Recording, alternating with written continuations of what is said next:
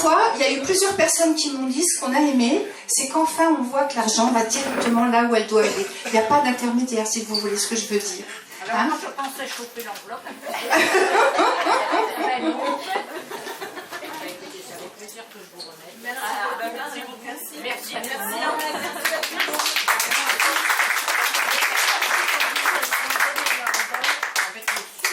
Personne n'a rechigné. Alors moi j'avais parce qu'il y a des gens qui n'ont pas pu payer, il faut me refiler 10 balles. S'il y a.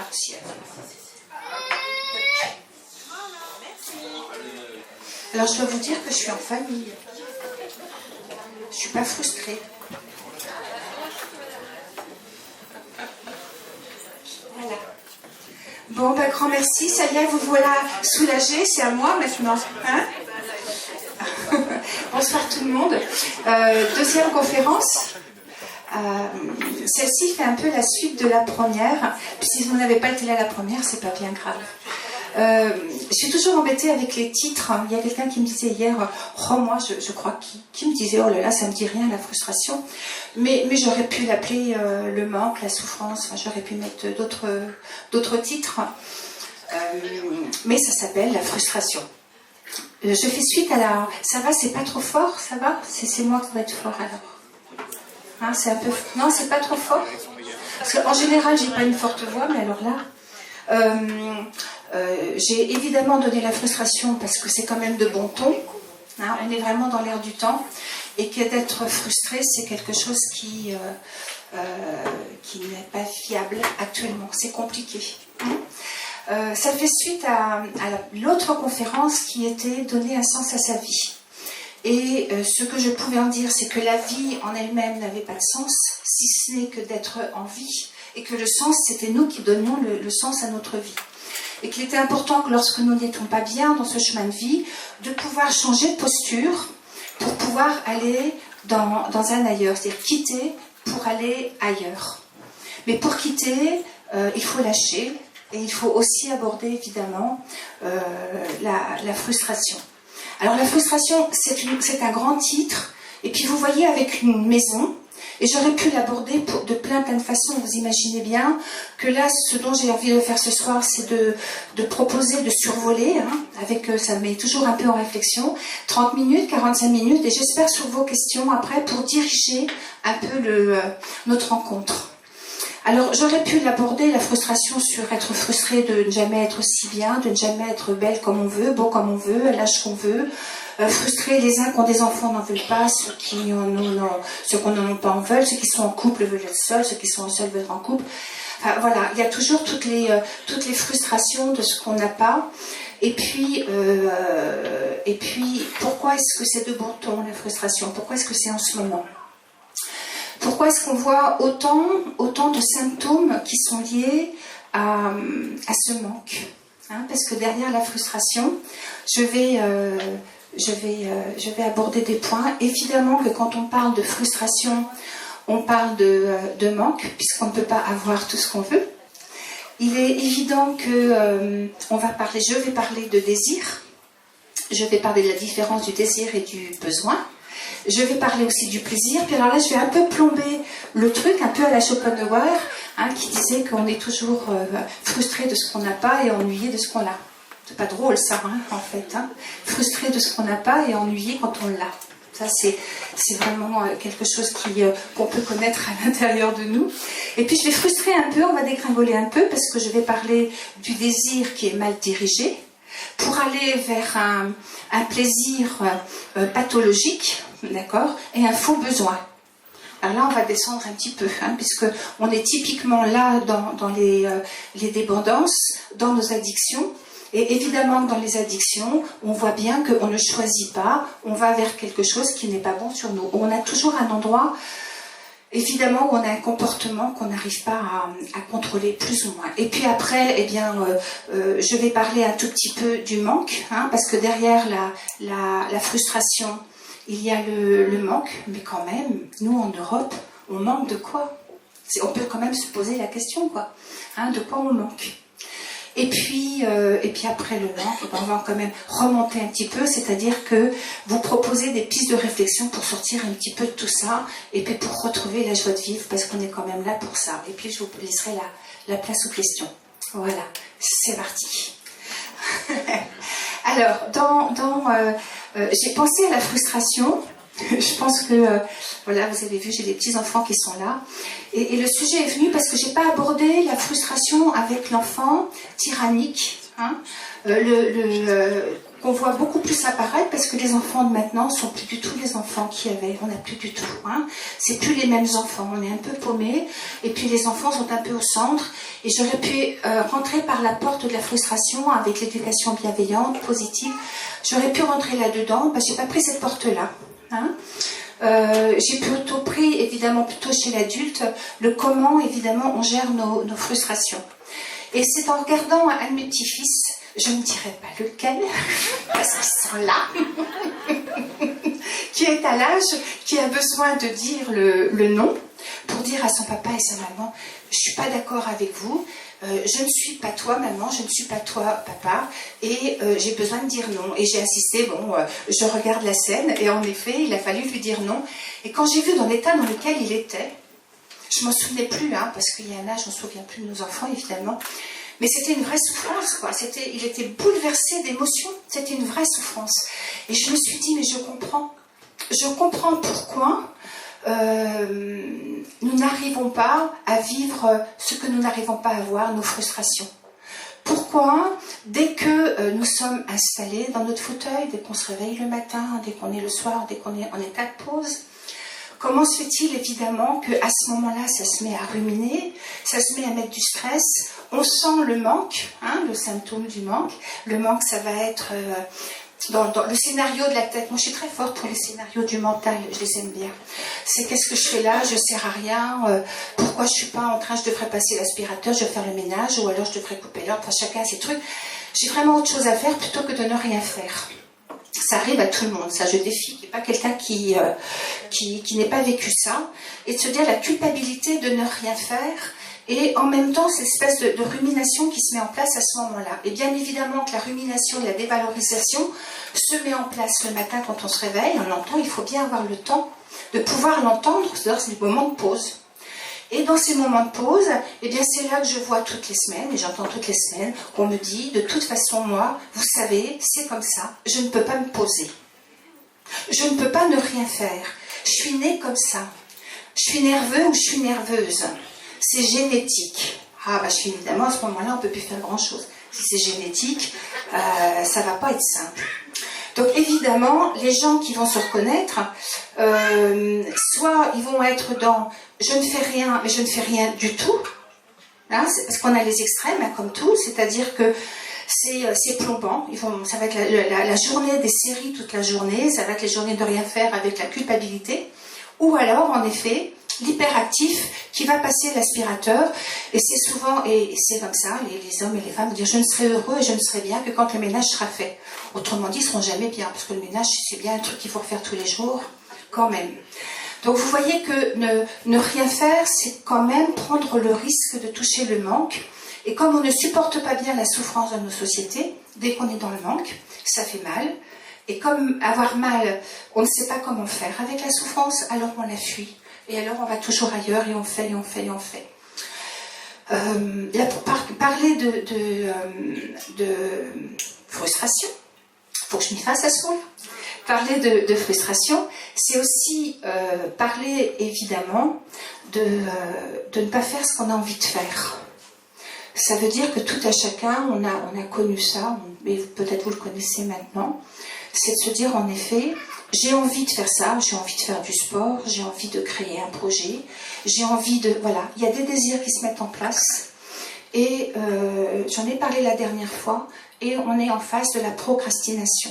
C'est-à-dire qu'à ce moment-là, lorsqu'on a le désir, il y a quelque chose qui empêche à l'intérieur de nous de faire ce qu'on a envie de faire.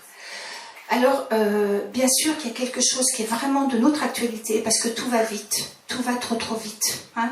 Tout à l'heure, je disais à Yves, la dernière conférence, il l'a mise sur YouTube, et il a mis une très jolie musique. Mais il a eu le tort ou l'avantage, je ne sais pas, ou le grand plaisir de mettre une musique trop longue. Ce qui veut dire que les gens qui vont sur les réseaux ne peuvent pas écouter la musique, c'est trop long, donc ils ne vont pas écouter la vidéo. Vous vous rendez compte? Donc là, maintenant, il va falloir mettre une musique qui dure juste quelques secondes. Voilà, c'est comme ça, pour pouvoir entendre la conf. Il faut aller vite, il faut aller vite. Et ce désir-là, pour parler du désir, on est plutôt dans le désir immédiat. Et c'est bien pour ça que la procrastination, moi je la prends dans ce sens-là, c'est qu'évidemment c'est du désir de demain, c'est le désir de plusieurs jours, et ça n'a pas de bon ton. La force du plaisir immédiat est bien plus forte, évidemment, que de projeter quelque chose qui ne pourra se faire que dans les semaines à suivre, les mois à suivre. Hein? Donc il faut bien vous dire déjà que si nous n'arrivons pas à nous projeter demain, c'est que demain n'existe pas, hier n'existe pas, mais aujourd'hui n'existe pas non plus. C'est ça le truc. Parce qu'on est en train de nous vendre, et c'est bien, évidemment, la méditation, la pleine conscience, et c'est génial, et c'est vraiment d'ailleurs la porte d'ouverture, mais pas pour nos cerveaux occidentaux. Ça ne marche pas, c'est pire, c'est contre-productif. Alors bien sûr, ça veut dire qu'il faut aller vers la méditation, bien évidemment, mais il ne faut pas y aller n'importe comment, autrement ça fait comme un train à 220, si on l'arrête d'un seul coup, hop, ça déraille. Et quand les gens sont vraiment, quand je les mets soit en relaxation, en hypnose, en méditation, qu'importe, évidemment, je pense qu'ils sont assez à l'aise en me disant, écoute Armelle, écoutez, moi dès que je ferme les yeux, j'ai juste envie de partir, quoi, ça m'énerve. Ça m'énerve. Et on va retrouver des gens qui vont être dans des groupes de méditation. Et évidemment, ils ne le disent pas parce qu'ils se disent ça marche pour tout le monde, mais pas pour moi. Moi, quand je repars, c'est pire que pour les autres. Alors, il faut bien vous dire et c'est normal. Ça veut dire qu'un cerveau qui est en pleine excitation, si d'un seul coup vous allez faire de la méditation, si vous allez vous arrêter pour faire quoi que ce soit, même de la... Peut-être ce qui marche le mieux quand même, parce que ça s'apprend, c'est la cohérence cardiaque, c'est le souffle, c'est la respiration. Mais si vous vous arrêtez, vous demandez à quelqu'un, même à un enfant qui est complètement en crise, « Attends, mon chéri, il va méditer », enfin, on va de toute façon, on est en train de lui appuyer sur la tête, on est en train d'augmenter l'excitation. Donc ça veut bien dire qu'évidemment, que pour être dans le moment présent, tant qu'on n'a pas appris, tant qu'on n'a pas été éduqué, tant qu'on n'a pas compris, qu'on n'a pas mis de conscience que tout allait trop vite et qu'on était complètement un cerveau qui va trop vite, il faut savoir qu'un cerveau qui va vite, c'est pas nous qui gagnons, hein. C'est le cerveau. Hein. Un cerveau qui va vite, on ne gagne pas. Donc si vous voulez vous prendre au jeu de méditer, d'aller sur YouTube et puis d'aller écouter les méditations, c'est contre-productif parce que votre cerveau va vite. Et si maintenant vous allez vous faire accompagner par comment ça s'appelle, un humain. Si vous faites accompagner par un humain, vous pouvez parler et vous pouvez parler de tout ça. Donc les méditations sur YouTube, ça ressemble à de la bonne volonté, ça ressemble souvent à il faut, je dois, avec une espèce d'exercice. Et moi je vois bien que ça n'a pas l'air de calmer beaucoup. Vraiment. Donc je vous incite en tout cas, si vous voulez aller calmer le mental, de vous faire accompagner dans un espace où il y a de la parole, où il y a des gens, où il y a quelque chose en tout cas de vivant. Alors le désir. Le désir et le besoin. Le désir, c'est quelque chose qui est là à l'intérieur de nous, c'est un élan de vie. Hein, on peut aussi l'appeler la libido. C'est formidable. C'est ce qui nous met dans l'envie de vivre, c'est la curiosité. C'est... Le truc du désir, en effet, c'est qu'il est à l'infini. On peut avoir plein de désirs. Plein. Et pendant longtemps, c'est ni bien ni mal, hein, c'est l'évolution, mais pendant longtemps, nous ne pouvions pas écouter nos désirs, il n'y avait pas de choix du désir, puisque les hommes souvent reprenaient l'activité des pères, alors on voyait père et fils. Les femmes reprenaient l'activité des mères, donc on voyait mère et fille à l'aspirateur, c'est quand même comme ça que ça se passait. Et voilà, à croire qu'on était né avec un aspirateur, mais enfin c'est autre chose. Et puis, il n'y avait pas trop le choix, hein, ou alors les enfants étaient la continuité des parents, ce qu'on n'avait pas pu faire les parents, les enfants le faisaient. Hein, c'était le nombril. Alors, on a vu des gens qui faisaient avocat, qui faisaient la fac de médecine, qui faisaient des professions. Non pas qu'ils désiraient le faire. Il n'y avait pas le problème du désir. C'était la continuité du désir des parents. Les parents savaient. Et c'était ainsi. Bien sûr que ça a changé. Quand même. ça a changé. Hein. Mais ce qu'on va retrouver dans les extrêmes, c'est qu'il y a tellement de désirs, tellement de choix, c'est qu'on voit des jeunes qui sont au truc du rond-point puis qui ne savent pas quel chemin prendre. Tellement il y a de choix, tellement évidemment tout est possible. Et là on voit des sources anxiogènes du choix. C'est-à-dire que quoi faire, et il y a tellement de choix, tellement de désirs, qu'on les voit arriver dans nos cabinets, les jeunes, et même des gens qui veulent changer de boulot, qui ne sont pas bien là où ils sont, mais si vous avez envie de quoi, vous voulez quoi, bah, évidemment que s'ils arrivent, ils ne savent pas. Et ce qui arrive, c'est je ne sais pas quoi faire. Je ne sais pas, je n'ai pas de désir, je ne sais pas faire autrement. Et puis il y a tellement de choses qui sont proposées, bah, vous savez, c'est un peu comme sur une place de parking, moi ça m'arrive souvent, quand il y a trop de place, je ne sais pas où me mettre.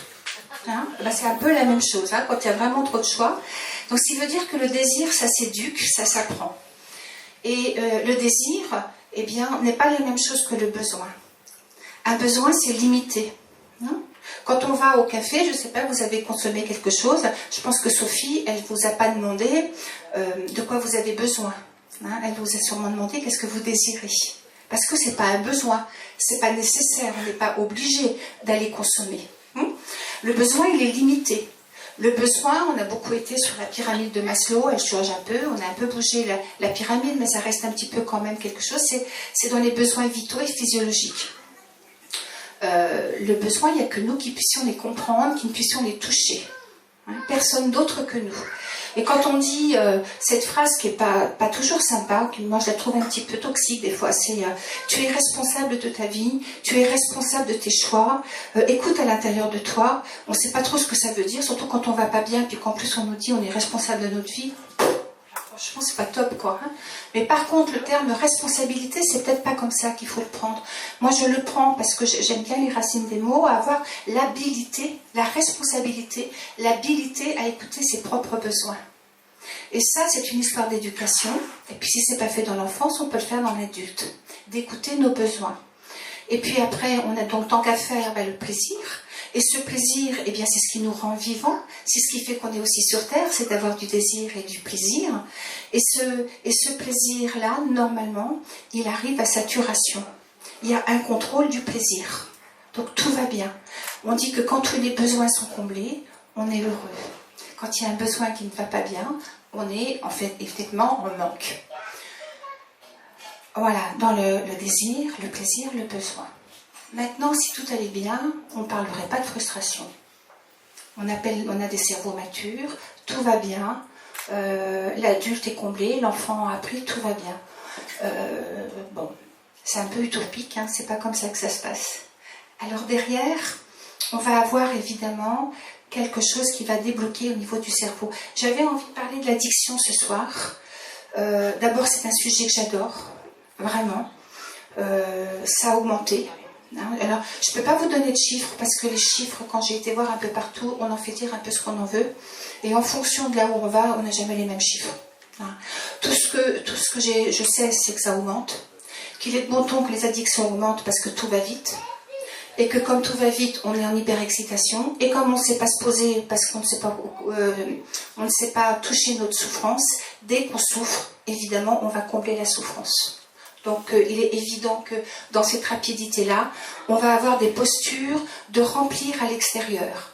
Alors je ne vais pas non plus faire d'accuser la société de consommation, puisque bien sûr, dans les désirs, j'ai oublié de dire, c'est que sentir notre propre désir, c'est une éducation, mais on n'en a pas beaucoup de temps, puisque maintenant le désir vient de l'extérieur. Hein, on nous fait croire, en effet, que si on a besoin, mais vous connaissez tous tout ça, hein, que si on veut être heureux, il faut aller chercher à l'extérieur les besoins, les désirs, et c'est là qu'on arrive évidemment à des faux besoins, parce que moi je l'ai connu aussi, j'ai bien vu, je parle de quelque chose que je connais bien, je m'en suis sortie avec le chemin et puis le temps, mais j'étais vraiment une forte consommatrice. Et j'avais une telle détresse à l'intérieur de moi, je pense que j'ai passé beaucoup de temps à dépenser. Alors moi, j'étais pas addicte de produits de consommation, mais j'étais addicte, il y a le papa de mes enfants qui est là, qui pourra le dire, mais j'étais addicte de consommation de vêtements, c'était jamais assez. Je voyais une robe, je me disais, il me la faut tout de suite, il me la faut tout de suite. Puis dès que je l'avais, je la mettais même pas. J'étais gravement malade à ce moment-là. Hein. Mais donc je connais bien, Mais il faut passer peut-être par là pour comprendre évidemment que c'était pas du plaisir, c'était pas le vêtement qui était conçu par une couturière, il n'y avait pas de l'âme, il n'y avait pas quelque chose. C'était, je sais que chez moi à ce moment-là, je ne peux parler de ce qu'il y avait, c'était une grande détresse. Et que cette souffrance-là, comme beaucoup, je ne pouvais pas y accéder. Parce que ça ne se faisait pas. Parce que moi j'étais encore à l'époque où j'ai fait une thérapie, où je raconte souvent, mais je roulais 3 heures pour une demi-heure de thérapie et je la faisais à Tours tellement j'avais honte d'aller voir un psy, vous imaginez? J'avais honte, je me planquais, ça se faisait pas. Hein. C'était encore le moment où faire une thérapie, c'était d'être tapé, quoi, c'était de fou. Alors je savais bien que j'allais pas très bien, mais il n'était pas question de le dire ou de le faire voir. Donc c'est parce que cette souffrance qui n'était pas admissible et que je ne pouvais pas toucher, qui me faisait peur, eh bien elle me faisait courir. Elle me faisait courir à l'extérieur, elle me faisait consommer des choses. Et puis un jour, il s'est passé des chaos, la vie, j'ai dégringolé dans la souffrance. Et c'est le plus beau cadeau que j'ai pu me faire, quoi. C'est de prendre des risques. C'est de me planter, et d'arrêter. Ça s'est arrêté. Et dans ce chaos que vous avez peut-être connu, que ça s'appelle des chagrins d'amour, que ce soit du chômage, que ce soit en tout cas des décès, il y a quelque chose qui arrête la vie en disant mais je ne peux pas continuer à vivre comme ça. Et là on change totalement notre façon de penser. C'est ça où on est hospitalisé, où on prend des médicaments et là où on devient addict. Alors pourquoi les uns deviennent addicts à des drogues, à l'alcool, au médoc et d'autres pas? C'est ça qui est intéressant. Hein. Qu'est-ce qui fait qu'on va se tourner vers des objets de compensation pour ne pas toucher la souffrance et le manque?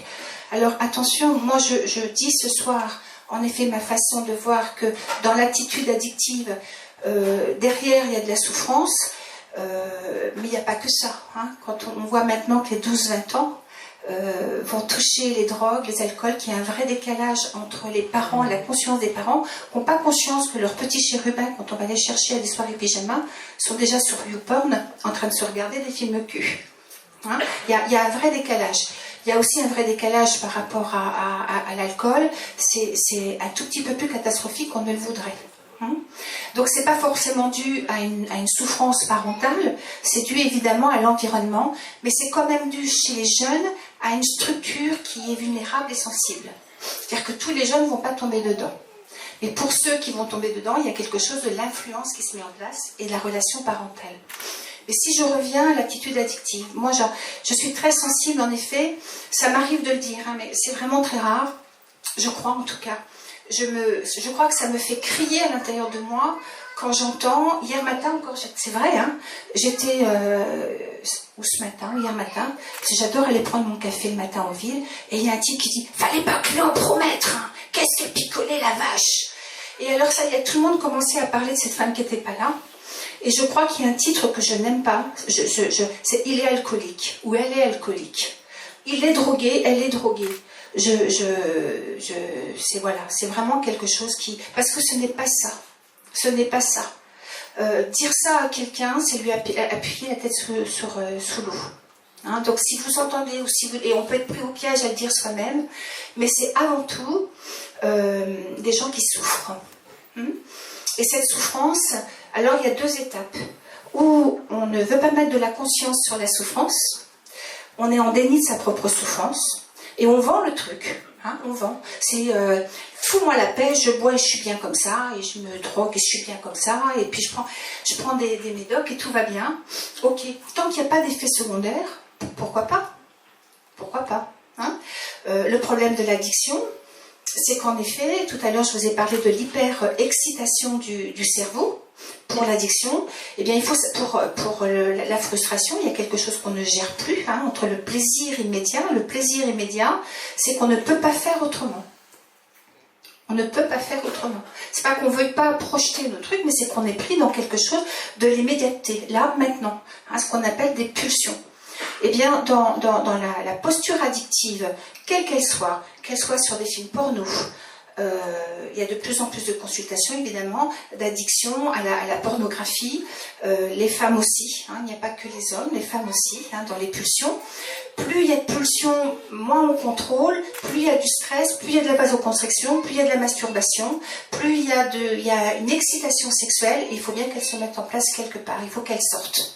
Hein, après, on va retrouver la même chose, évidemment, avec l'alcool ou la drogue, c'est-à-dire que c'est un dérèglement, c'est une maladie. Hein, il faut bien se dire que si on ne contrôle plus, si on ne peut plus contrôler la posture addictive, ça parle de maladie, ça vient nous raconter de maladie. Et puis, on parle beaucoup d'addiction. L'addiction, c'est une maladie, comme on peut être diabétique, comme on peut être cardiaque. Et ça ne nous viendrait pas de dire à quelqu'un, pouf, t'es complètement diabétique, toi tu vas pas bien. Hein, ça ne nous vient pas à l'idée de faire ça. Eh bien, dites-vous que c'est exactement la même chose. Hein. Au niveau des... Juste pour pas vous encombrer, mais comprendre que dans l'addiction, alcool, drogue, le cerveau va marcher, il ne faut pas que je me plante, hein, va marcher sur 4 informations. Il y a 4 informations au niveau du cerveau. Ça veut dire que quand on est enfant et qu'on crie et qu'on a faim, on va avoir une récompense. Alors maintenant, vous avez dû entendre parler de la dopamine, on en parle beaucoup, mais c'est vrai que la dopamine est l'hormone de la récompense et du plaisir, parmi tant d'autres, hein, parce que ça ne fonctionne pas comme ça serait minimiser quand même la complexité de l'être humain. Hein, moi, je le fais un peu simple, mais c'est quand même, il y a bien d'autres facteurs biologiques, mais restons avec la dopamine, avec la récompense, et puis l'enfant est content, et puis après, il va apprendre, il va mémoriser, il va savoir comment faire pour pouvoir aller se nourrir. Hein, il va commencer l'autonomie. La deuxième fonction. Et la troisième fonction, c'est la motivation.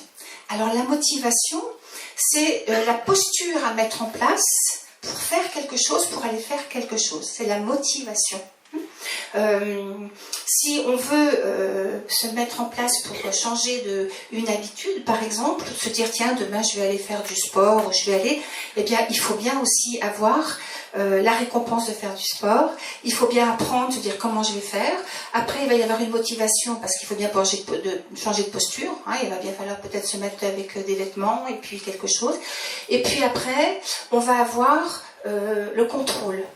C'est-à-dire qu'un enfant qui va avoir faim, on va lui apporter à manger, la récompense, il est content, il va apprendre tout doucement, après il va se motiver, c'est-à-dire qu'il va mettre une posture pour être autonome, et puis normalement, c'est un besoin qui est limité. Hein. Je ne vous ai pas beaucoup parlé des besoins tout à l'heure, mais le besoin est limité. Hein, une fois qu'on a mangé, normalement, on n'a plus faim.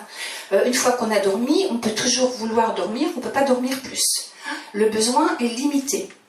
Sauf que, je vous ai parlé tout à l'heure des désirs à éduquer, avec une pathologie du plaisir et des besoins et des faux besoins. Ben, c'est exactement ce qui commence à se mettre en place.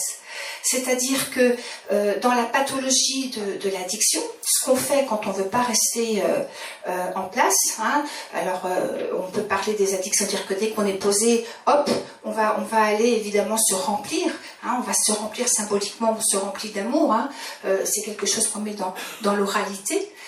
Mais il n'y a pas que ça, hein, il y a aussi toutes les addictions. Vous savez, les gens sont quand même, alors moi c'est pas mon cas, au niveau du ménage, hein, les gens qui sont complètement, comment ça s'appelle, dépendants du ménage, des gens qui disent mais je ne peux pas faire autrement, je suis désolée.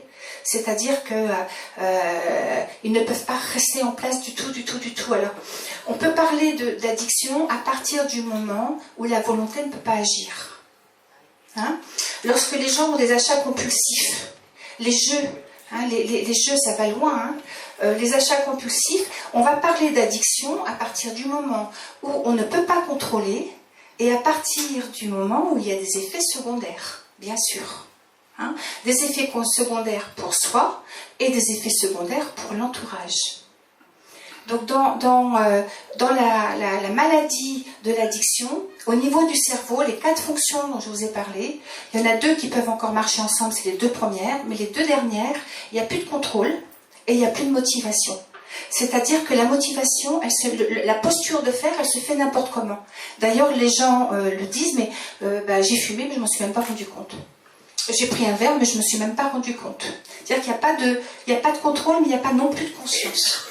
Vous comprenez bien qu'à ce moment-là, c'est bien une pathologie qui se met en place. Alors, bonne nouvelle, le cerveau est flexible. et que, évidemment, tout ça peut se remettre en place à la seule condition de savoir, de substituer le pourquoi on va vers une consommation, pourquoi on va chercher le désir à l'extérieur. Parce que si on ne va pas faire de compensation, si on ne comprend pas ce qu'on fuit, ben bien sûr qu'on va... Bien que, là je vous ai parlé de comment on fait pour ne pas souffrir. Comment... Alors, il y a des gens qui ne sentent pas du tout la souffrance, on est d'accord, ils n'ont même pas besoin de tout ça, parce qu'ils sont clivés. C'est-à-dire qu'il y a la tête d'un côté et le corps de l'autre, et les émotions sont complètement arrêtées à côté. Et ceux-là, ils sont toujours, moi je vais bien toute la vie. Oh, je vais bien. On voit bien qu'ils vont pas bien, mais si, ils vont bien. Hein, ils gueulent tout le temps, ils sont toujours en réaction émotionnelle, mais ils vont bien. Alors là, un don ne peut absolument rien faire. Hein. Ils vont bien.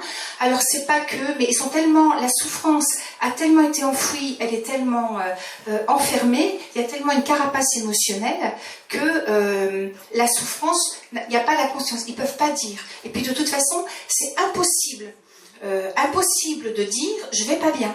Hein, vous en avez des gens autour de vous. Hein. Vous voyez bien que c'est tout rouge, ils ont envie de pleurer, il faudrait juste appuyer sur le nez et hop, les émotions sortent. Mais il y a l'éducation, ça ne se fait pas.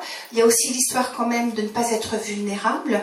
Alors pour les hommes, un peu moins pour les femmes, parce qu'on fait encore partie de la génération où les petits garçons, eh bien, ils ne doivent pas faire voir leurs émotions. Ça va, bien sûr que, en tout cas je l'espère et c'est en train de changer, mais ceci dit, la souffrance, surtout, et je pense pour les gens de la campagne, je l'ai beaucoup, c'est-à-dire qu'il y a un endroit où il faut bouger, on va bosser, on n'est pas là pour se faire chier, on n'est pas là pour pleurer, on a autre chose à foutre dans la vie. Alors, on a ça évidemment dans beaucoup d'éducation, peut-être un peu les gens de la terre, parce qu'il faut que ça bouge, quoi. On a autre chose à faire. Et donc ça va être des gens qui vont jamais souffrir. Mais ils vont exploser, ceux-là vont exploser. Alors on va les retrouver plutôt dans la douleur que dans la souffrance, c'est-à-dire qu'ils vont avoir mal dans leur corps, et ça va être dans la médecine qu'ils vont trouver en tout cas refuge. Hein, la rétention émotionnelle fait que ça explose. Et puis, donc cette foutue souffrance, évidemment qu'il faut bien vous dire que, à force de la fuir, à force de prôner le bonheur coûte que coûte, hein, parce que c'est là où on est ce fichu bonheur, je veux dire que le bonheur, c'est aussi d'accéder à la souffrance, parce qu'il n'y a pas de vie sans souffrance. Ça n'existe pas. Ça fait partie de notre vie, ça fait partie de notre naissance, ça fait partie de nous. La souffrance fait partie intégrante de la vie. Et plus on peut accéder à nos pleurs, à nos cris, à nos angoisses, à nos hurlements, à dire je vais pas bien, plus on peut rire, plus on peut accéder à la joie. Parce que bloquer une émotion, c'est toutes les bloquer. Alors les gens qui sont dans je vais bien, tout va bien et qui rigolent tout le temps, il y a quelque chose où on doit faire attention. Il ne faut pas trop les bousculer. Hein. Moi ça m'arrive même en thérapie, on m'a dit de venir vous voir, alors je viens vous voir parce que moi je vais tout bien. Mais on voit bien l'hypersensibilité, on voit bien qu'il y a des larmes dans les fonds des yeux, et je vous assure qu'à ce moment-là, je dis oui, tout va bien, j'y touche pas. Je dis vous avez raison, parce que si j'y touche, si j'appuie sur quelque chose, eh bien il peut y avoir des troubles psychotiques, en tout cas ça peut exploser, la souffrance peut péter au visage. Alors quelquefois, il faut mieux ne pas prendre en thérapie, être d'accord avec la personne, et puis la vie s'en chargera, on verra bien, hein, mais on ne touche pas. Alors quand vous entendez des gens qui disent je comprends pas, j'étais là, la psy, elle m'a dit que je vais bien, tu vois bien que je vais bien, eh bien c'est souvent ça. Hein, c'est parce que la personne ne peut pas supporter la souffrance qui a été un mécanisme de défense, on n'y touche pas, on la laisse en état. Alors quand il y a des gens autour de vous qui vont pas bien, qui vous disent va voir la psy, et que la personne non je vais bien, j'en ai pas besoin, mais foutez-lui la paix. Parce qu'elle se protège. Si elle se fait ça, c'est que l'intensité, la force de la souffrance est tellement forte, eh bien qu'on la laisse où elle est. Et puis peut-être un jour cette personne viendra, mais si elle vient, elle viendra de sa propre responsabilité. La souffrance, qu'est-ce qu'on a? Alors oui, le manque. Moi je voudrais quand même vous parler du manque parce qu'il y a une théorie que j'adore, ça serait dommage de ne pas en parler. On peut se dire mais pourquoi est-ce qu'on souffre, pourquoi est-ce qu'on manque, de quoi est-ce qu'on manque? C'est quand même un truc, on est en Europe, a priori on est tous là, on a au moins un toit, on a au moins un frigidaire, voilà, et se dire mais je manque de rien, matériellement je manque de rien. Et puis on voit beaucoup des gens qui arrivent en consulte et puis qui disent vous savez, j'ai honte d'être là devant vous, j'ai honte de faire un chemin parce que je ne manque de rien, j'ai tout ce qu'il faut.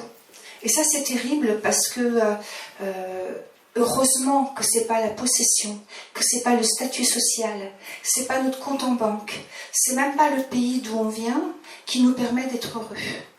Hein, ça, je crois que c'est vraiment très très important. J'ai un peu la chance de voyager, de faire des consultations Skype un petit peu partout. Voilà, et dans des superbes endroits. Hein, et c'est pas achetable. Hein, mon cabinet à La Réunion, il était plein. J'y vais là après-demain et le cabinet est plein. Ce que je veux vous dire, c'est que La Réunion, c'est magique, il y a du soleil. Hein, et la tristesse, elle est la même et la souffrance, elle est là. Elle n'est pas achetable. Elle n'est pas achetable. Là-dedans, c'est quelque chose qui nous est propre. Et que la souffrance et le manque que nous avons à l'intérieur de nous, si on ne va pas le remplir, si on ne va pas le regarder, si on veut en faire un déni, eh bien on peut avoir tout l'argent du monde. On aura envie de crier à l'intérieur. On se lève le matin, on le sent, hein, il y a une espèce de mélancolie, on se dit putain, qu'est-ce que je fais là?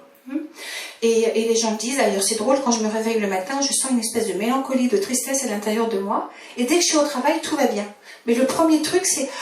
Voilà, hein, et puis quelquefois quand on est seul et se dire mais c'est quoi, qu'est-ce que ça veut dire, qu'est-ce que ça vient raconter, ce manque, d'où est-ce qu'il vient? Alors il y a plein de choses, hein. Bien évidemment qu'il y a le manque de la personne qu'on a aimée qui est partie, il y a les décès, il y a évidemment qu'il y a quelque chose de... Mais c'est pas de ce manque-là, parce que ça c'est du chagrin d'amour, c'est pas la même chose. Hein. C'est une tristesse et c'est en effet comment être en relation, comment se dire que cette personne qui est partie, en tout cas j'ai eu la chance de la rencontrer pendant ce temps où elle était sur Terre et de cet amour qui est là, je peux continuer à vivre. Mais je ne vous parle pas de ce manque-là, je vais vous parler du manque de la théorie de l'attachement. Est-ce que ça vous dit quelque chose, la théorie de l'attachement, en survol? En fait, le manque qu'on peut avoir à l'intérieur de nous, qui n'est pas achetable, qui n'est pas dans la matière, va souvent toucher ce qu'on appelle l'enfant moi. Ça va peut-être vous parler, c'est comme si on avait à l'intérieur de nous deux personnes. On a l'adulte moi, la pensée de l'adulte et la pensée de l'enfant. Et je ne sais pas si vous connaissez ça, mais il y a des moments où on va faire quelque chose, on se sent très adulte, très bien, on est à l'aise partout. Et puis d'un seul coup, il s'est passé quelque chose. Un cauchemar, la lune, on s'est engueulé, le voisin, la voisine, qu'importe, une demande d'augmentation qu'on doit faire à quelqu'un, une peur, et là d'un seul coup à l'intérieur de nous ça tremble de tous les sens. Et là on dit mais c'est le petit ou la petite à l'intérieur de nous, hein, cette espèce de fragilité. Eh bien tant qu'on n'a pas fait grandir cet enfant à l'intérieur de nous, on peut être président de la République, on peut faire ce qu'on veut. L'enfant à l'intérieur, tant qu'il n'a pas grandi.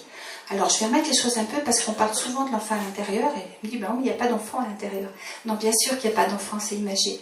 Ce qu'on a, c'est la charge émotionnelle de l'enfant à ce moment-là. Ce qui veut dire qu'un enfant qui a eu une peur enfant, tout petit, qui n'a pas été restauré, qui n'a pas été câliné, qui n'a pas été vu, cette peur-là, elle reste dans la charge émotionnelle du cerveau. Et ce qui fait que cet enfant, à chaque fois, quand il sera adulte, il sera face à la même peur, eh bien, il retrouvera la même intensité émotionnelle. Et la même intensité émotionnelle, la surcharge émotionnelle, fera qu'il sera tout petit. Alors, la théorie de l'attachement, je vais juste vous dire deux mots, et peut-être ça mérite aussi de faire une conf par rapport à ça, parce que c'est génial. La théorie de l'attachement, c'est ce qu'on met en place dans la triangulaire papa, maman et l'enfant. Et tous les enfants du monde, tous, s'attachent à leurs parents. Et puis nous, pour longtemps, parce qu'avant d'être adulte, le cerveau d'un humain est mature à 25 ans, donc vous voyez. Mais le bébé ne peut pas faire autrement. Sans la maman, il meurt, sans le papa, il meurt. Donc, en fonction de l'attachement qui était mis en place avec le parent maternant, maman, papa, c'est souvent maman, mais ça peut être le parent, ça peut être le père, en fonction de la qualité d'attachement aux parents, eh bien, ça va inclure toute la vie. Alors là, j'ai peut-être besoin, tu veux bien me tenir le micro? Parce que c'est peut-être une image que j'aime bien mettre en place. C'est-à-dire que, vous savez, tous les ans, vous faites quelque chose. On fête un anniversaire, vous savez ça? Moi, je fais partie des gens qui adorent fêter les anniversaires. Le reste, c'est pas très important, c'est pas une importance, mais l'anniversaire, oui. Parce que l'anniversaire, c'est fêter la bienvenue d'un enfant sur Terre. C'est pas rien, hein? On fête la bienvenue. Ce que je veux vous dire là, c'est que quand on vient au monde, eh bien, on prend la bienvenue et on a deux mains. Symboliquement, on va avoir la main de papa, puis la main de maman. Voilà. Si c'est un couple homo, c'est celui qui va être dans la représentation du père, de la mère. On s'en fout un peu. Ce qui est important, c'est qu'il y ait ces deux archétypes qui soient là, papa, maman. Et en fonction des mains qui vont être là pour recevoir l'enfant, on va avoir l'histoire de l'enfant et de l'adulte. Ce qui veut dire qu'il y a des bébés qui viennent au monde et il n'y a pas ça. Il n'y a pas de main. Il y a des enfants qui viennent au monde, qu'il n'y a pas de main, qu'il faut aller aux couveuses. Alors il y a d'autres mains, ce sont les mains évidemment des soignants et des gens de la santé, et heureusement qu'ils sont là, mais ça va quand même modifier quelque chose au niveau de l'attachement à la mère. Un enfant qui vient au monde, je ne sais plus avec qui j'en parlais il n'y a pas longtemps, c'était qui me disait que évidemment que c'était un enfant mort-né. Je me dis évidemment que là, à ce moment-là, il n'y a plus ces mains en sécurité et sécurisantes. Il y en a d'autres, mais c'est pas papa et maman. Alors tant mieux qu'il y en ait d'autres. C'est génial. Et puis après, on va avoir une main qui n'est pas là. Peut-être que leur maman est là. On a beau dire, mais pour l'instant, maman, elle est là, parce que c'est encore maman qui met les enfants au monde. C'est encore comme ça. Donc maman, elle est là, mais maman, elle peut être là physiquement et absente psychiquement. Maman ne peut ne pas être présente et ne pas vouloir de son enfant. Donc déjà, la main, elle n'est pas là. Puis papa ne peut pas être là. Alors on va donner évidemment un enfant qui déjà ne va pas se sentir en sécurité, en fonction des mains qui vont être là. Un enfant, quand il vient au monde, a besoin de deux choses, c'est-à-dire de sentir, avoir un parent sécurisant et d'être en sécurité, et puis il a besoin de se nourrir, d'accord, et d'avoir une vraie présence. Une vraie présence. Ce qui veut dire qu'un enfant a besoin de regarder, de voir le regard de ses parents, et ça le fera exister.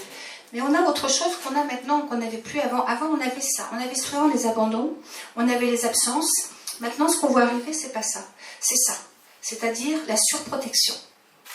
La surprotection. Et ça donne, il fallait le vivre maintenant, mais ça donne les mêmes dégâts. C'est-à-dire que c'est des enfants qui sont surprotégés par les mains de papa et de maman, et puis ils ne peuvent plus en partir. Alors soit ils ne peuvent plus en partir, ou alors ils sont tellement surprotégés qu'on leur dit, eh bien la vie est dangereuse, et ça fait mettre des grosses parano. Et je vois maintenant des jeunes qui arrivent en disant, qui vont dans la vie, et qui me disent, mais moi dans ma vie, il ne s'est rien passé. Merci Léa, merci. Moi dans la vie, quand on fait l'anamnèse, il ne s'est rien passé. Il n'y a pas eu d'enfants traumatisés, il n'y a pas eu d'enfants abandonnés, il n'y a pas eu il n'y a pas eu tout ça. Il y a eu, alors moi je m'accroche parce qu'en général c'est un peu long, mais il y a eu autre chose, c'est-à-dire des surprotections. Et ça ne sera pas pour aujourd'hui, mais c'est là où évidemment on peut arriver après avec la tyrannie des enfants. Alors ce ne sont pas des tyrans, c'est pas la même chose, l'enfant tyrannique c'est pas la même chose, mais les enfants surprotégés, c'est souvent des parents qui ont tellement envie d'être aimés de leurs enfants, tellement qu'ils ne savent plus dire le nom. Il n'y a plus de cadre, il n'y a plus de loi. Alors je ne sais pas, Frédéric est parti, mais parce qu'on parle beaucoup évidemment de loi, de discipline, de cadre, c'est-à-dire que la sécurité se met en place aussi dans le cadre d'être là. Et peut-être vous aurez des questions là-dessus sur l'enfant, avec l'enfant tyrannie et l'autorité. C'est un vaste sujet, j'en parlais, je ne sais plus aujourd'hui avec qui, mais oui, avait-on parlé de l'autorité ce matin, et je ne pensais pas qu'un jour je me serais entendue dire qu'il fallait remettre l'autorité dans l'éducation. Je ne pensais pas. Et en fait, c'est nécessaire puisqu'on voit arriver, moi je vois arriver vraiment des adultes de mon âge avec lesquels évidemment il n'y a pas d'histoire de maltraitance, de viol ou pas, où les enfants qui ont 30-40 ans ne parlent plus à leurs parents, les tyrannisent, ils ne peuvent plus voir leurs enfants, leurs petits-enfants. Et il y a une maltraitance, on voit là des jeunes qui sont vraiment des jeunes de 30 ans, qui sont vraiment des enfants à ce moment-là tyranniques qui ont le pouvoir. Et on voit aussi des bébés qui rendent évidemment les parents complètement dingues parce qu'il n'y a pas de cadre, il n'y a pas de loi. Et je vais finir là-dessus pour laisser place aux questions et puis après peut-être vous proposer ce qu'on peut faire parce que évidemment tout ça je vous fais faire les tableaux un petit peu tyranniques, hein, mais évidemment que je disais et je regardais qu'il fallait mettre l'autorité. Être autoritaire, c'est pas faire autorité et c'est pas de la dictature. L'autorité, c'est pas soumettre. Et j'ai écouté, vous savez, c'est comme ça, vous savez que des fois ça fait flash, on rencontre quelqu'un, on lit un bouquin, puis j'écoutais un type, là, puis il disait ça, j'ai dit, mais ouais, mais c'est vachement intelligent ce qu'il dit, alors je vais vous le dire, parce que je trouvais ça fort. Et il disait, c'était un pédopsychiatre, qui disait en effet qu'il fallait bien remettre maintenant l'enfant dans le cadre, que Dolto est passé par là, que heureusement Dolto est passé par là, qu'elle a bien dit que l'enfant était une personne, mais en tant que personne, elle avait aussi des devoirs. Et ça, on oublie toujours ça. Et lui, ce qu'il disait, c'est que dans l'autorité, parce que bien sûr, quand on parle d'autorité, qu'est-ce que ça veut dire? Nous, on est les enfants où nos parents étaient quand même vraiment autoritaires. Hein, les coups de ceinture, les baffes, les claques, enfin, c'était quand même... Et on disait, mais c'est comme ça qu'on élève les enfants, c'est comme ça qu'on les aime. Hein. Non, ça, c'est de la maltraitance. L'autorité, c'est ça que j'ai aimé. C'est ça qu'il a dit. Je ne me rappelle plus comment il s'appelle. Ce qu'il a dit, c'est que l'autorité... C'est celui qui a l'autorité, c'est celui qui donne l'autorisation. Ah, ça j'ai trouvé, c'est génial. Parce que c'est les mêmes racines, autorité, autorisation. Et on donne l'autorisation à notre enfant parce qu'on lui fait confiance. Et tant qu'on ne peut pas lui faire confiance, parce que, je sais pas, il a 10 ans, il veut sortir en boîte, il ne va pas rentrer à 4h du matin. Hein. Sauf qu'évidemment, peut-être que ce monde, alors 10 ans, j'exagère, on va dire 15 ans. Il y a des jeunes à 15 ans qui peuvent...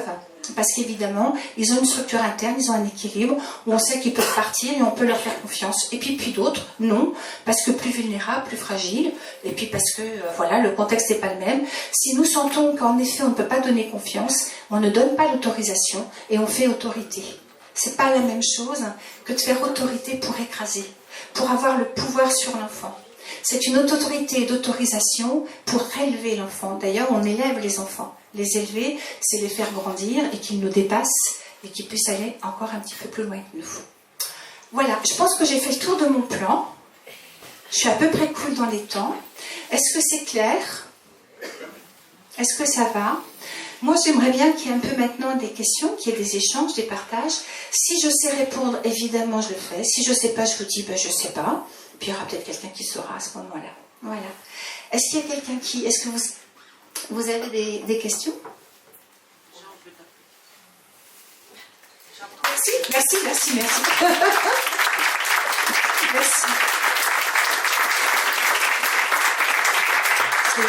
Merci beaucoup. C'est un vaste sujet, hein. Enfin bon, la dernière fois, c'était le sens de la vie en une demi-heure, c'est pas mal. La frustration en une demi-heure, c'est pas mal non plus. Vous serez frustrés, moi aussi, parce qu'après, je vais me dire, oh, j'ai pas dit ça, Ah, Maud, bonjour. J'ai pas dit ça, j'ai pas fait ça. Ok, bon, voilà, mais il y a la théorie de l'acceptation derrière la frustration. Voilà, on va passer le micro s'il y a des gens qui veulent avoir une question. Oui? Tu peux pas le passer le micro, il n'y a pas de fil. Ah, il n'y a pas de fil? Ah non, s'il y a un fil. Donc... Ah d'accord. Qui est-ce qui a une question? Ah ouais, c'est pas facile, hein, parce que du coup, quand il faut prendre la parole. Est-ce qu'il y a des interrogations? Est-ce qu'il y a eu... Armel? Oui. Est-ce que tu peux venir jusque-là? Et puis pendant ça, moi je vais remettre de l'eau parce que... Remets des armes.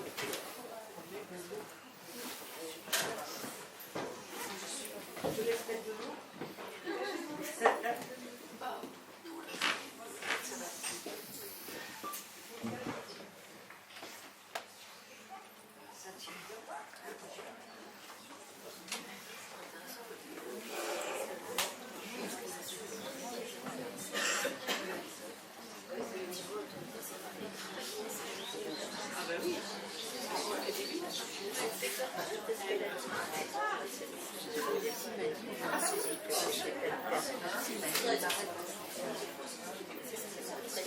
Je commençais à parler là-bas, ça y est, je te vois très bien.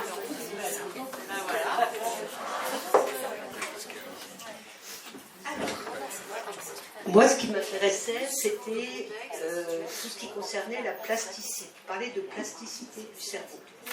C'est-à-dire, effectivement, une addiction, une souffrance. On a l'impression qu'on ne va pas en sortir. Et qu'est-ce qui fait que le cerveau, la plasticité du cerveau va faire qu'on peut arriver à autre chose? Merci. Alors, il y a plein de choses dans ce que tu dis, Blandine. J'ai l'impression qu'on ne peut pas s'en sortir. Alors déjà, c'est foutu parce que, évidemment, dans n'importe quelle direction à donner une autre posture, une autre direction, il y a d'y croire. Si on n'y croit pas, c'est foutu. Ça va reposer sur la croyance. C'est aussi le rêve, et c'est aussi de croire qu'on puisse être quelqu'un d'autre.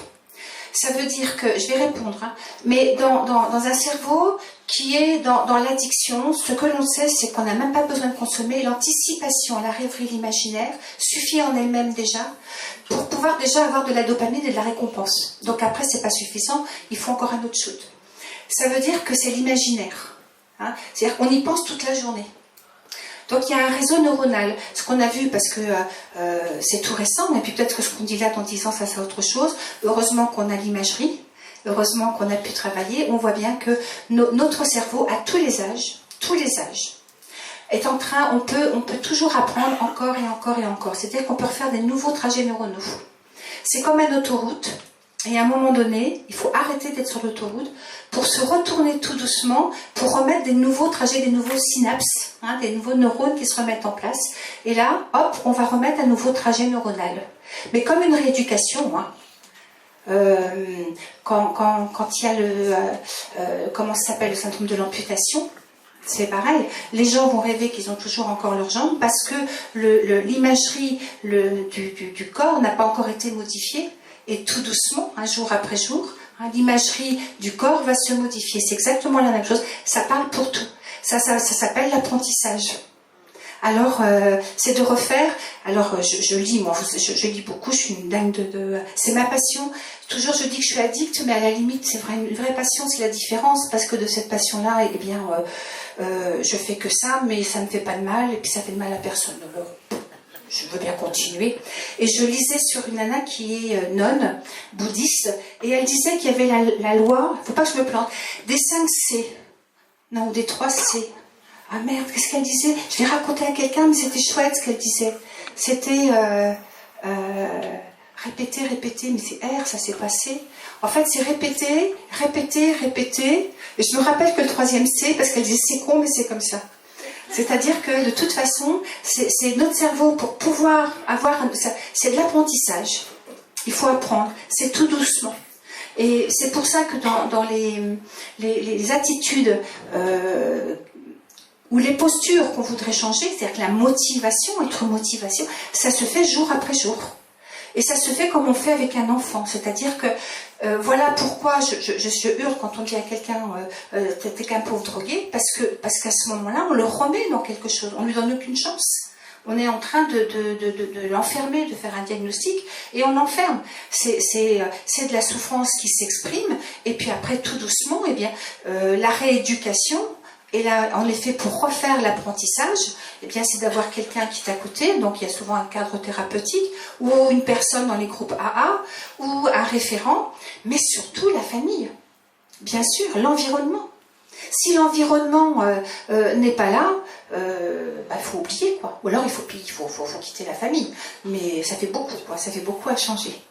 Donc quand on veut évidemment changer quelque chose et apprendre quelque chose, eh bien c'est sûr que c'est aussi un contrat familial, hein, environnemental dans tout ça.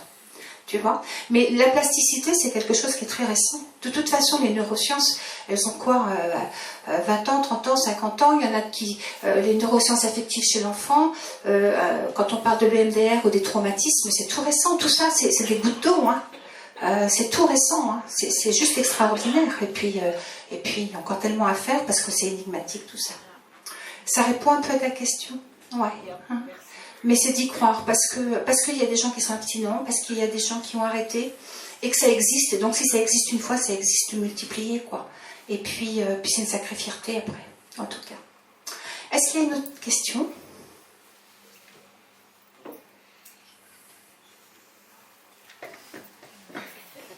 Tout est clair? Tout est clair?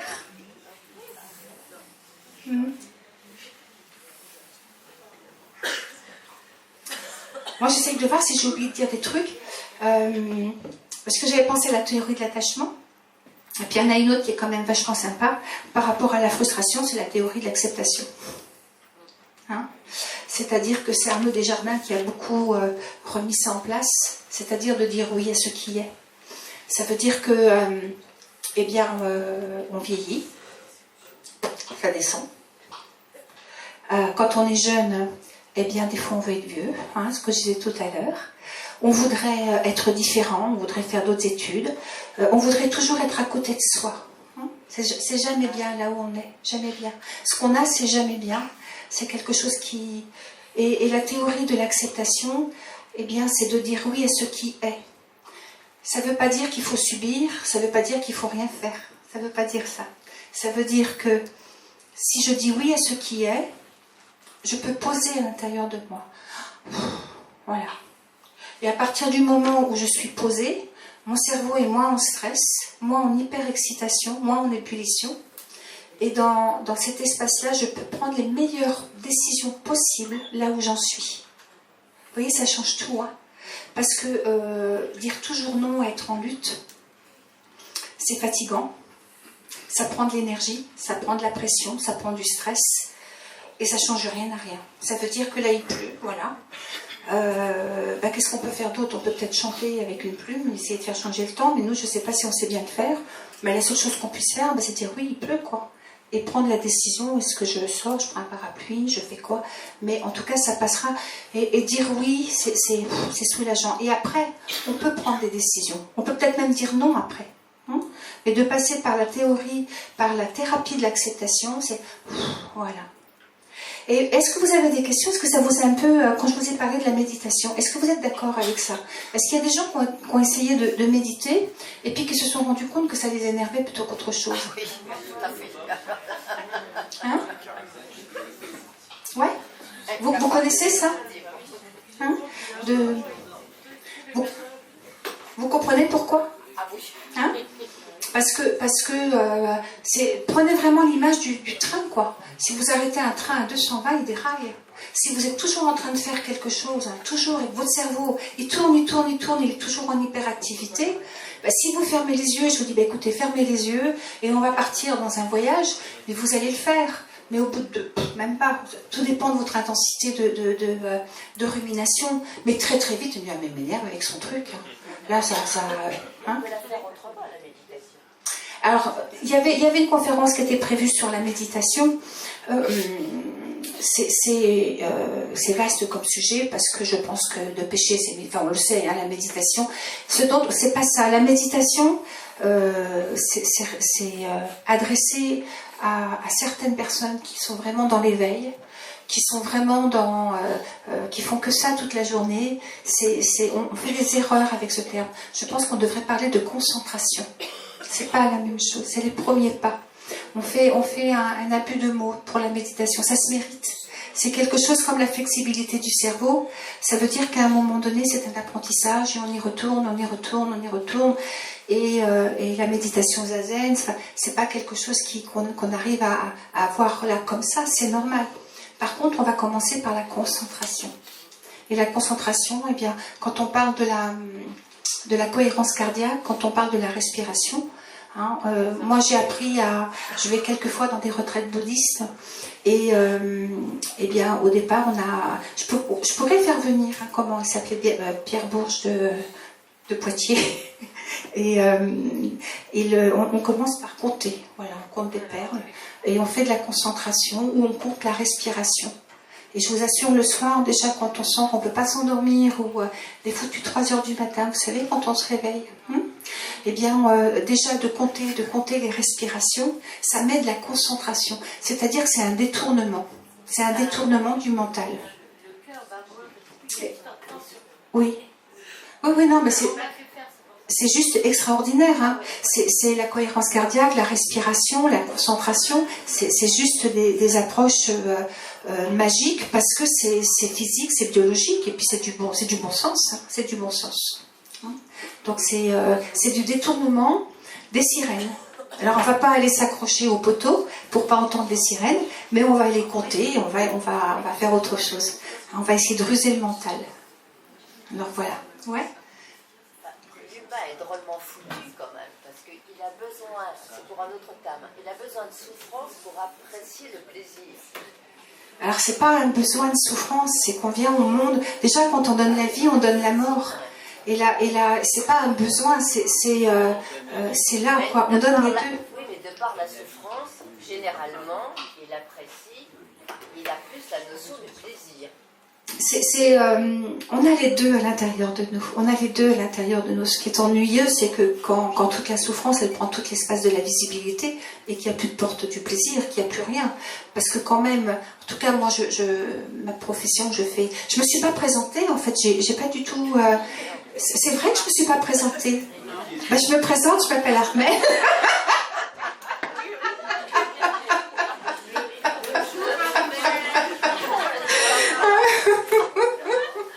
Ah oui, j'ai complètement oublié. C'est qu'en même temps, elle nous fait chercher, elle nous met en quête, et puis surtout, elle nous fait tendre la main. Elle nous fait tendre à la main à quelqu'un, si on a mis un petit peu l'ego de côté, elle nous fait tendre la main en disant là, j'y arrive pas, je peux pas. Est-ce que je peux avoir quelqu'un au bout de la main? Et puis cette personne-là, en tout cas, moi, c'est beaucoup la thérapie qui m'a aidée. J'ai tendu la main, et puis maintenant, je peux la retendre parce que je me sens suffisamment, pas toujours, hein, je vais pas vous vendre le truc, être thérapeute et toujours aller bien, c'est pas vrai, mais quand même, j'ai gagné quand même sur le terrain de la joie de vivre, quand même. Bon, merci à vous d'être là. Je sais pas s'il y aura une autre conf au mois de mai-juin, je sais pas. Parce que ça dépend un peu de mon désir, parce que je l'éduque aussi un petit peu. Et puis autrement, on reprendra en septembre-octobre.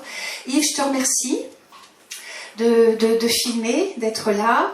Je pense qu'après, tu mets la conf, tu la mets où? Sur le site.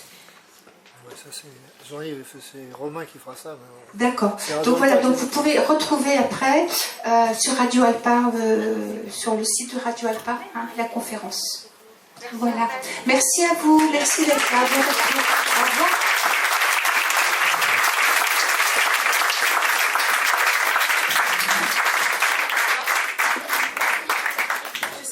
Je ne sais pas l'éteindre.